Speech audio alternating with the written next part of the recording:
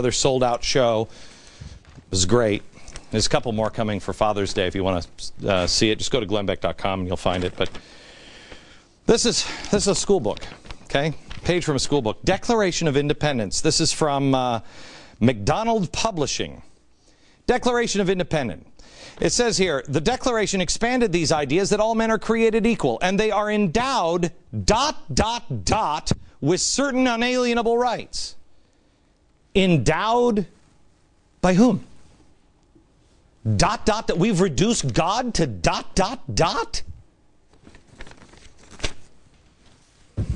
Then they had to destroy our Constitution, our founders, our faith, and now they're recreating the civil rights movement, everything. I talked to you about this last week.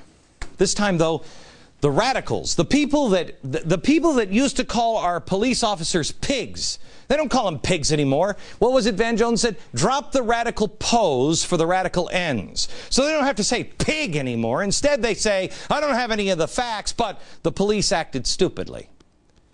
Well, I'd rather have people call the police officers pigs, so at least we know who they are. They don't call the military baby killers anymore. The same people that used to, the very same people that used to call our military baby killers are now the people at the top. They're now the people in charge. They don't call them baby killers anymore. No, no, no. Instead now, they say, we're going to give you a medal for restraint. For restraint? That's what our military does every day. What are you talking about? You're going to give them a medal for... What they're saying is, baby killer, don't kill any babies today. That's the top. The radicals are at the top. Now, who's in the place of the radicals? You are. You are. And they're everything now is the civil rights movement. Show the picture of Nancy Pelosi. Showed you this last week. Now, what do you think that is? Here's John Lewis. Who is she? That's Martin Luther King. This is the civil rights movement. And she went into the sea of the angry radicals, the Tea Party. The difference is, look at these faces. Smile, smile, smile, smile, smile. Stupid, smile, smile. They're all smiling. Look at the real civil rights movement. There's no smiles here. Afraid, suspicious, terrified, terrified, suspicious, afraid, afraid, afraid. That's a lot different. That's the real civil rights movement. How is it? How is it conservatives are allowing the civil rights movement to be taken by these clowns? You kidding me? These people stood for equal justice. Equal justice, not social justice. There is a revival going on in America, and the left hates it. Oh, they hate it. Remember I told you about this book last week? It's been #1 for the last week. Been #1 on Amazon.com. Look at this. This is from Media Matters, that left-wing George Soros-funded media machine that is now referring to me as a jihadist. Well, I mean, we're making progress. At least they'll admit that there are jihadists. Now, I'm a jihadist. Why? How does a 4-year-old tome by a little-known leader of a seminary, published by a small unknown outfit dealing with the religious beliefs of a figure who has been dead for 2 centuries, coming in at a staggering 3.2 pounds in paperback, or 1,208 pages, become a #1 best-selling book? If you don't know the answer by now, you haven't been paying attention. 2-word explanation, Glenn Beck. Show the headline again, if you can, of what this was on Media Matters. Can you pull that up? There it is. Beck pushes distorted view of Washington's Christianity to #1. It's distorted. It's 200 pages of footnotes. And they say it's me. I say it's one word. God. One word. How about this word? Revival. Maybe a revival is happening. I know. Who could we blame this on? You. You are waking up. You're waking up. There's a choice. You know it. You can live in the lie, or you can stand in the fire of truth. I want to show you a couple things. First, headline from the Washington Post today. Here it is. One false move in Europe could set off a global chain reaction.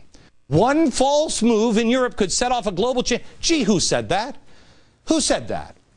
I said that 3 years ago. I said, look for an Archduke Ferdinand moment. There's going to be a moment in time with the perfect storm. People will dismiss it as they don't even know what it means. But it will set the world on fire. Finally, the Washington Post, welcome to the party, Washington Post. How about this one? Wiener is on Bill O'Reilly tonight because I'm a fear-mongering. Congress should investigate me fear-mongering. How about Time Magazine? Today in economic grimness. First one, jobless claims rise by largest amount in 3 months. Paul Krugman, next story, speculates America is becoming a lost decade. And here's the last one. The brooding Nouriel Roubini says cash is the place to be, with the possibility of another 20% market drop on the horizon. But it's not just these clowns. It's politicians, too. This is Bill Clinton at Yale this weekend. Watch. The world you live in, for all of its joys, has three problems not very much in evidence here today. It is too unstable, it is too unequal, and it is completely unsustainable. Got it? It's unstable. Panic! It's unequal. Fix it. And it's completely unsustainable. It'll collapse.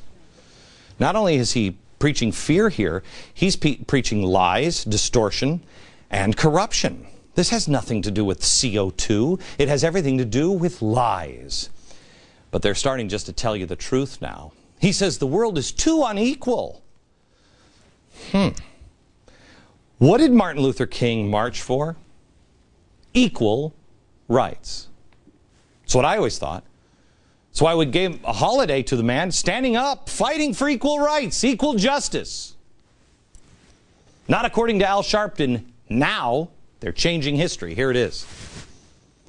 Someone was saying to me the other day, Reverend Sharpton, we got an African-American president. We've achieved the dream of Dr. King. And I told him that was not Dr. King's dream. It's a great thing. I'm working with the president and supporting the president. But the dream was not to put one black family in the White House. The dream was to make everything equal in everybody's house. TARP's not going to work. The bailouts aren't going to work. Just hiring somebody else to go to Washington and be a new politician like Scott Brown, that's not going to work. There's a fire that has started in America. A sacred fire that has started in America. I'll show you the answer and where we go from here when we come back.